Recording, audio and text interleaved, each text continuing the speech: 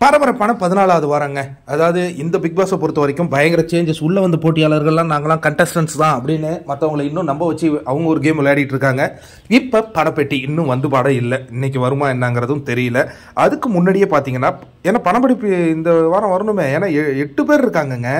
ஏன்னா அப்புறம் இந்த வாரம் விட்டுட்டு அடுத்த வாரம் அவங்க ரீப்ளேஸ் ஏதோ பண்ணால் கூட ஓகே. பணப்பெட்டி இந்த வாரம் வரணும். வருமா? இன்றைக்கி நமக்கு ப்ரோமோவில் தெரிஞ்சிடும், பார்த்துருவோம். சரி, இப்போ பார்த்தீங்கன்னா நேற்றைய நிலையில் 3வது இடத்துல இருந்த தீபக் சரிவை சந்தித்து 6வது இடத்துக்கு வந்திருக்கிற அந்த காட்சிகளை பார்க்குறோம். ஏன்னா 7 பேர் தான் நாமினேஷனில் இருக்காங்க இல்லையா. ரயான் டைரக்டாக ஃபினாலே போயிட்டார். என்னங்க திடீர் சேஞ்சஸ்ஸு, தீபக்குக்கு வாக்கு குறைஞ்சிருக்கு.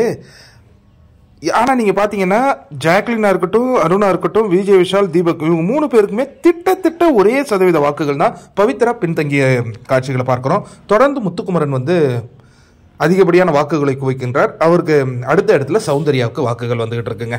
அப்போ வந்து பயங்கர டஃப்பாக போகுது அப்படின்னு நம்ம சொல்ல முடியாது. முதல் இடத்துல அவர் ரொம்ப ஹியூஜ் லீடு தான் எடுத்திருக்காரு.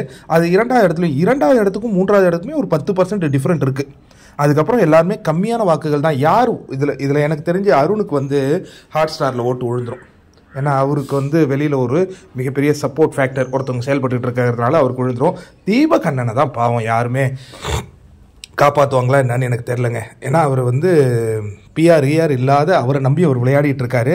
எல்லாரும் அவர் சிறப்பான கேம் விளையாடுறாங்க அப்படின்னாலும் வாக்குகள் செலுத்த மாட்டாங்க. இதெல்லாம் யார் இந்த கிராமப்புறங்களில் பார்க்குறாங்க இல்லையா, அவங்கெல்லாம் வந்து வாக்குகள் போடுறதில்ல. ஹாட் ஸ்டாரில் மிஸ்டு கால் அவங்க தரலாம், பண்ணுறாங்களா இல்லையா, யாருடைய கண்டஸ்டன்ஸினுடைய மிஸ்டு கால் நம்பர் வேணும் அப்படின்னு நீங்கள் கேட்டிங்கன்னா நான் வேணா தரேன். பவித்ரா கடைசி இடத்துல இருக்காங்க. பணப்பெட்டி எடுக்கணும் பவித்ரா அப்படின்னு நம்ம நினைத்தா கூட அவங்க அதை எடுக்கிற முடிவிலே இல்லையே.